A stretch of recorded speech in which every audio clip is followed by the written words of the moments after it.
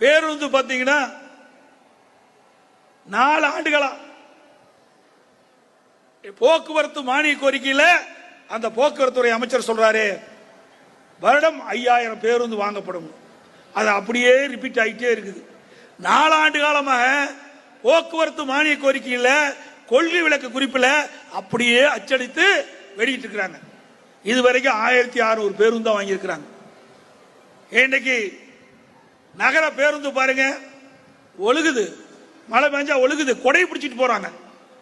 இன்னைக்கு நகர பேருந்தில் பயணம் செய்கின்ற பயணிகள் கொடை பிடிச்சிட்டு தான் மழை காலத்தில் நகர பேருந்துல பயணம் செய்ய முடியும். அப்படிப்பட்ட அவல நிலை.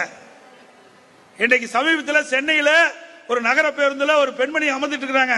அந்த ஃபுட்பால்ல கலந்துக்கிட்டு அதுல கீழே இறக்கிட்டாங்க, நடந்துகிட்டே ஓடுறாங்க.